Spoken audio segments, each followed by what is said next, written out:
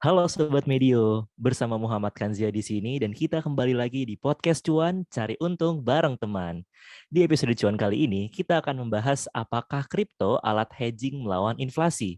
Nah, sebelum mendengarkan obrolan kali ini, jangan lupa follow dan kasih rating terbaikmu untuk podcast Cuan di Spotify serta nyalakan notifikasinya ya, supaya kamu bisa terinfo setiap ada episode terbaru yang tayang hari Senin, Rabu, dan Jumat.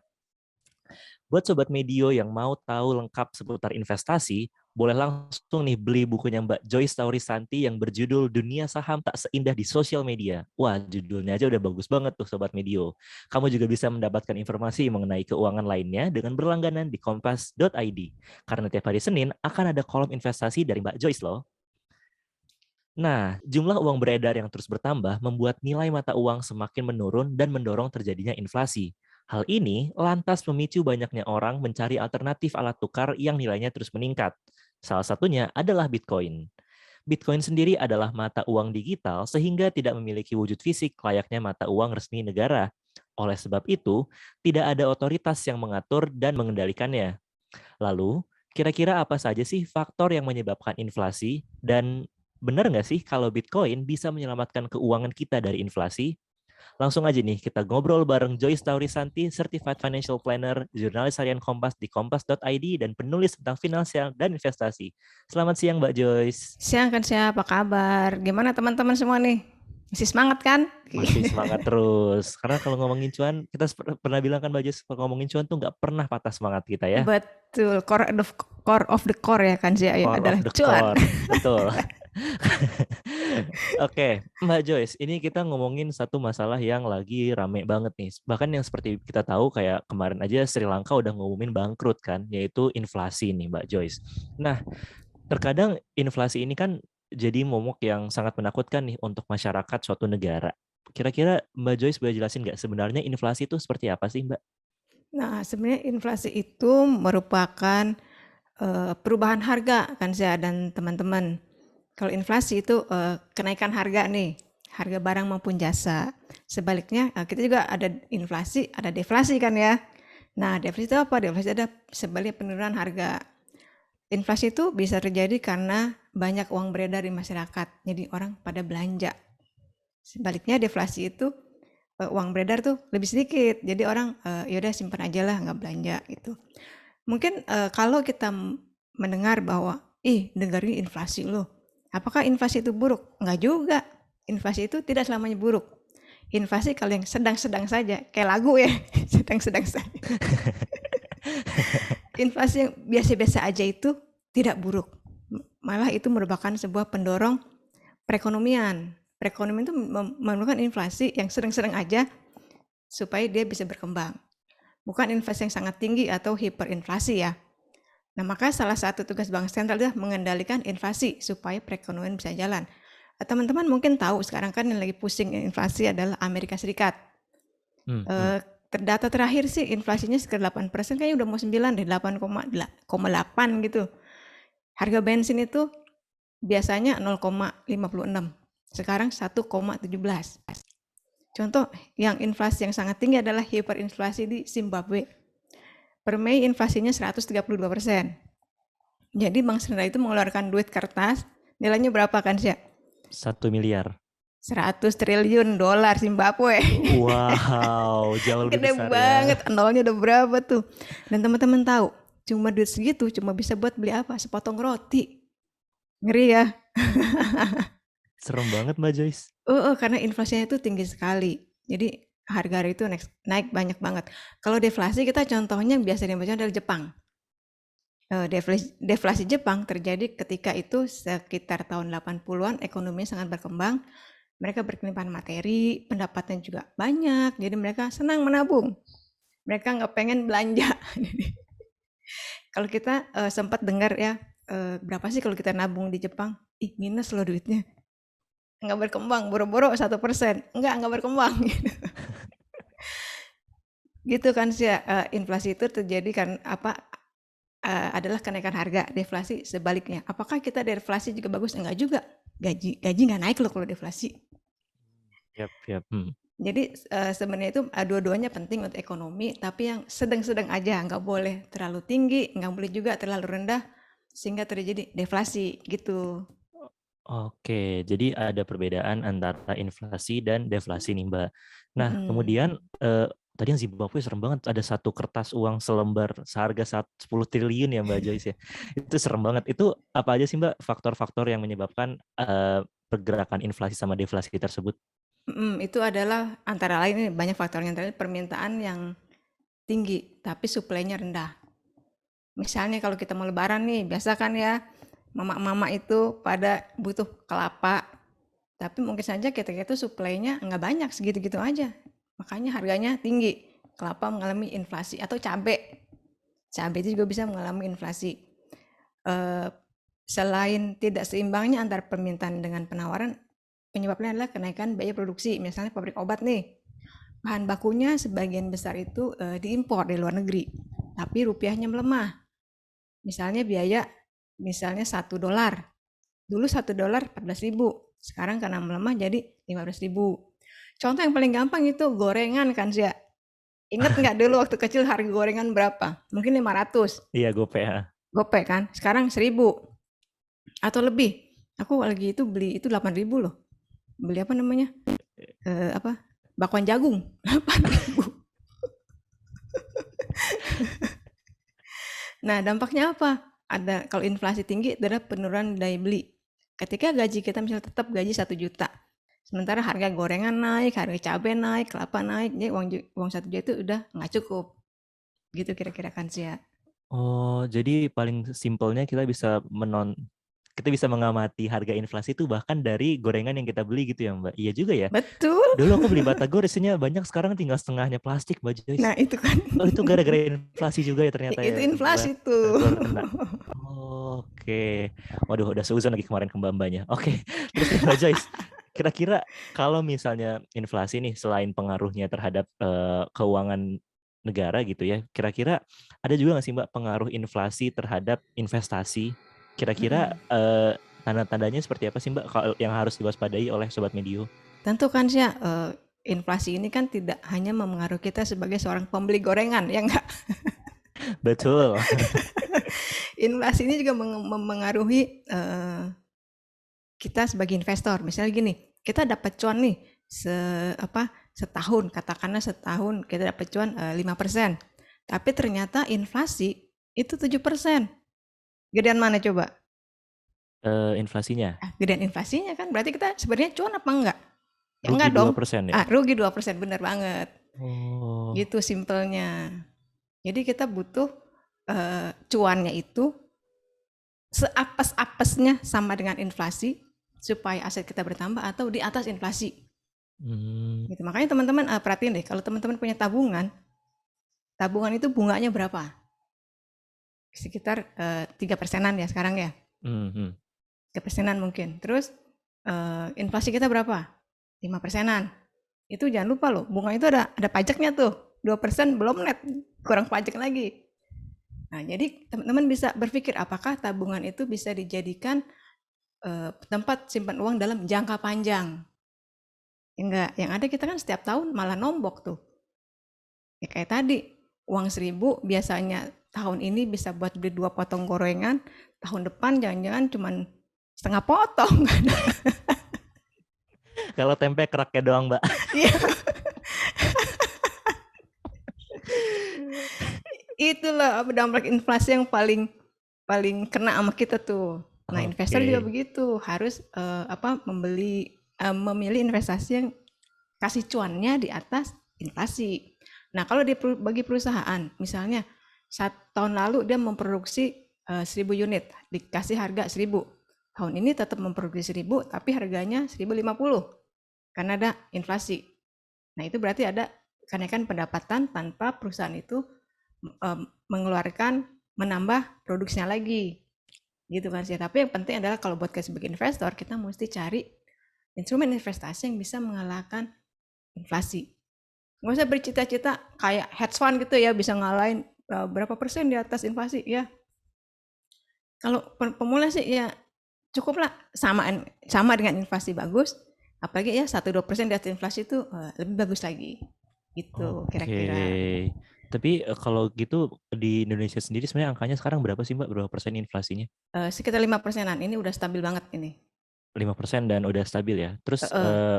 ke depannya nih paling nggak sampai kuartal 4 2022 aja, apakah ada naiknya bakal tinggi atau kira-kira kemana nih Mbak dari 5% ini kita? Nah, kayaknya sih kita karena pemerintah kita udah jarang ya dengar ini kalau mau apa? Kalau mau lebaran harganya naik masih gitu gitu. Hmm, hmm, Kita udah itu karena sudah bisa tadi supply and demand-nya itu sudah dapat lebih di manage, lebih diatur. Ketika kan kita udah tahu nih kapan kita memerlukan barang-barang dalam jumlah besar. hmm. Nah, sebelum itu kita hitung mundur, kira panennya tuh dipas-pasin sekitar segitu. Itu salah satu cara mengendalikan inflasi. Oke, Itu ya, sih kan ya. sih. Oke, berarti di note tuh teman-teman Sobat Medio bahwa kalau sekarang masih di 5%, carilah yang di kalau bisa 5 atau di atas 5% justru ya instrumen investasinya Betul. ya Mbak Joyce. Ya. Oke, nah ini kan ada ngomongin alternatif ini kan sebenarnya banyak banget Mm-mm. ya Mbak Joyce. Cuman yang lagi dalam aku pikir dalam 12 bulan terakhir tuh ramai banget yaitu ngomongin soal mata uang kripto. Nah, ada yang bilang kayak kripto itu tidak diatur oleh otoritas negara, jadi nggak Mm-mm. termasuk ke inflasi, atau kayak ada yang bilang kripto itu termasuk desentralisasi. Sebenarnya menurut Mbak Joyce, apakah kripto ini bisa dibilang sebagai alat hedging melawan investasi, Mbak? Melawan inflasi. Oh iya, iya, Menurut aku inflasi. sih bisa, tapi ada tapinya nih kan sih. Kripto itu kan yang namanya aset kripto itu kan ada banyak banget ya. Yap, Bisa yap. tapi enggak semuanya kan sih. Oke. Kan tetap aja kan kita sering dengar berita, oh si aset ini bahkan kabur lah itunya. Hmm, Harganya turun banget gitu kan. Nah, kita harus selektif. Kita harus bisa mengamati. Kalau kita sekarang nih menurut aku pribadi ya, kita harus mencermati nih, yang mana sih aset kripto dari sekian banyak aset kripto yang ada di dunia maya ini. Itu mana yang bisa mengalahkan inflasi. Jadi teman-teman harus punya parameternya nih. Mana sih aset-aset kripto yang returnnya itu setiap tahun dalam jangka panjang ya. Jangan tahun ini bisa, tahun depan nggak bisa, 2 tahun lagi nggak bisa lagi. Jadi harusnya sebaiknya tuh konsisten. Gitu. hmm, Menurut hmm, aku beberapa aset kripto ini emang bisa dijadikan hedging untuk melawan inflasi. Contohnya tadi ada Bitcoin. hmm. Kalau kita lihat dari awal sampai sekarang Bitcoin itu kan jauh banget ya di atas inflasi. Bahkan inflasi rata-rata di dunia loh. Tapi mungkin kalau beda tipis tuh sama inflasi di mana tadi Zimbabwe tadi kan ya. Itu PR-nya kan gede banget ya kalau di Zimbabwe ya. Bagaimana kita bisa dapat aset yang lebih returnnya 132% Hmm, setahun hmm. gitu. Nah, kita mesti lihat nih teman-teman, historinya gimana gitu. Sehingga setelah kita tahu, kita juga mesti kenal karakteristik yang mau kita aset kripto yang mau kita buat hedging tuh gimana sih sebenarnya gitu. Karena seperti aku bilang tadi, enggak semuanya aset kripto bisa dijadikan alat hedging. Karena ada yang harganya yang naik-naik, jadi benar-benar kita mesti kenal asetnya. Tahulah setiap aset kripto itu pasti ada polanya. Polanya gimana? Kayak ini kemarin Bank Sentral Amerika kan menghentikan quantitative easing-nya. Saham tekno turun, juga sempat juga aset-aset kripto turun. Jadi kita mesti tahu nih, oh kalau misalnya situasi lagi begini, apa yang terjadi pada aset-aset kripto. Kira-kira gitu kan sih ya. Jadi kita mesti cermati dan pilih-pilih sehingga pada suatu waktu nanti kita punya kesimpulan, oh aset kripto, aku pilih aset kripto yang ini untuk melindungi aset-asetku dari inflasi gitu. Oke, iya sih Mbak. Dulu bukan dulu sih. Berapa minggu lalu kita sempat ramai karena ada satu mata uang kripto yang hancur banget. Betul. Lunar Crash, Iya, dan itu semua lunar. orang kan pada kerugiannya segala macam. Mm-mm. Oke, tapi aku Nah jadi itu kayak gitu penasaran sih jangan Mbak. dipilih tuh. Enggak lah, nggak dipilih lah kan. Enggak dong. Boncos soalnya ntar saya Oh, Mbak nggak bisa beli gorengan. Tapi aku jadi penasaran sih, Mbak, kenapa Mhm, bisa aset kripto itu yang meskipun nggak ada fisiknya gitu ya, tapi itu mhm, bisa punya angka di atas inflasi sebuah negara? mhm. Nah, sebenarnya apa sih syarat sebuah aset untuk bisa dijadikan sebagai hedging against inflation? Nah, itu ada beberapa. Asetnya dapat itu memiliki daya beli dalam jangka panjang. Jadi singkatnya, nilainya itu harus terus bertambah dan stabil dalam jangka panjang. Jangan kayak aku bilang tadi, kadang naik, kadang turun, kadang naik, Mhm. kadang turun. Itu harus konstan gitu, konsisten dalam jangka panjang dia naik.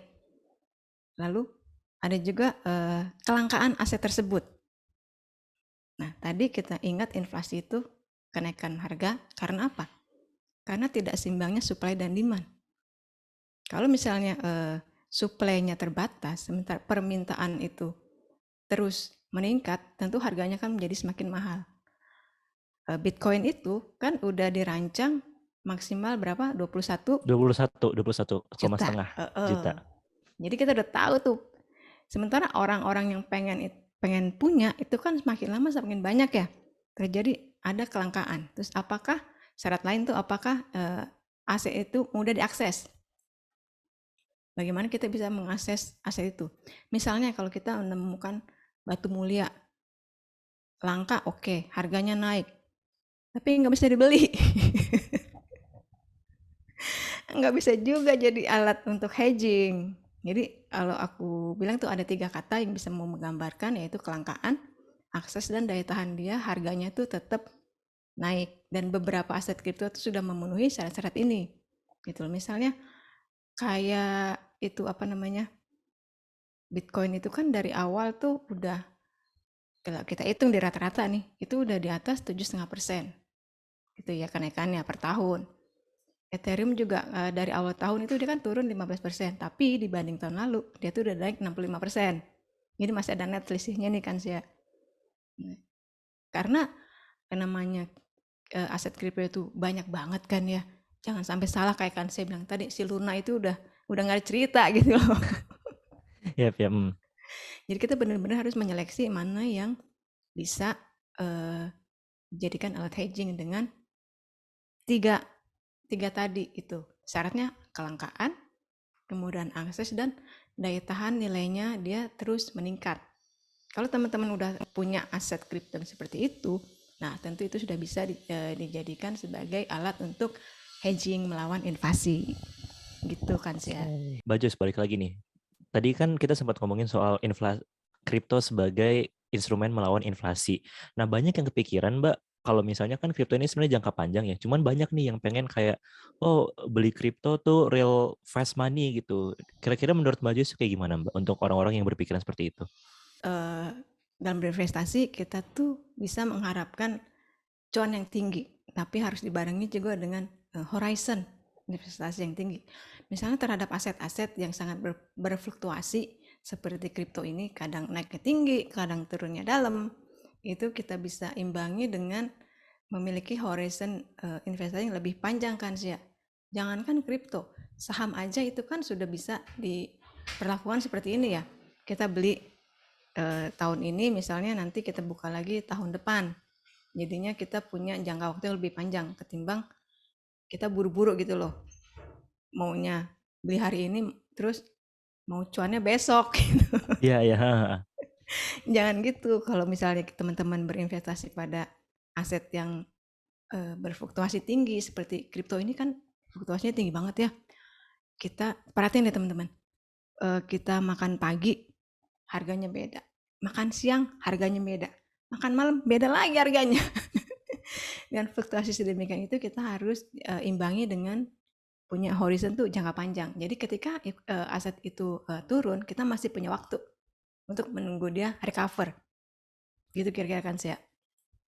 Oke, jadi jangan terburu-buru dan harus menunggu untuk adanya recover tadi kalau misalnya sewaktu-waktu turun ya, Mbak. Betul. Dan jangan lupa juga pakai uang dingin biar nggak pusing. Betul, oh, dingin yang paling penting. Paling penting masih kulkas dulu duitnya. Oke deh, masuk ke pertanyaan terakhir nih Mbak Joyce. Ada nggak sih hal yang mau Mbak Joyce sampaikan ke pendengar cuan terkait topik soal Bitcoin sebagai hedging dari inflasi. Ya teman-teman, ya tadi kan kita sudah bahas bahwa potensi aset-aset kripto ini untuk menjadi hedging melawan inflasi, yaitu dia bisa menghasilkan cuan yang lebih tinggi daripada inflasi, itu terbuka sangat lebar. Tapi ada tapinya nih, Sobat Medio, kita harus selektif pilih-pilih dulu aset mana yang bisa kita gunakan, karena nggak semua aset kan bisa ya. Teman-teman udah tahu lah jatuh bangunnya itu namanya aset-aset kripto, ada yang hilang ditelan bumi, ada yang udah nggak tahu kemana kan, ada yang juga rakpul sampai ditipu. Nah teman-teman jangan masuk ke aset kripto yang seperti itu. Jadi kita pilih-pilih saja, teman-teman amati dari dia diterbitkan hingga sekarang, kira-kira average-nya berapa tuh, kenaikannya dia berapa, apakah itu sudah mengalahkan inflasi kita, terutama di negara kita ya. Kalau kita 5%, ya dia kalau cuan-cuan kasih 7,5%, 8%, kita udah bagus banget ya. Dan jangan juga teman-teman punya horizon investasi yang sangat pendek. Jangan mau buru-buru cuan, harus sabar ditunggu lagi. Gitu kira-kira kan Sia. Oke, terima kasih Mbak Joyce atas pembahasan yang sangat daging banget di episode kali ini. Sekian podcast cuan kali ini. Thank you Mbak Joyce sekali lagi udah ngobrol dalam episode kali ini. Sama-sama kan Sia. Oke, jangan lupa juga untuk follow @medio BKG Media atau kirimkan saran ke email podcast@kgmedia.id. Dengarkan terus podcast cuan di Spotify untuk mendapatkan inspirasi menarik seputar pengelolaan keuangan, investasi, hingga aktivitas finansial lainnya. See you on the next episode, Sobat Medio. Bye-bye Sobat Medio.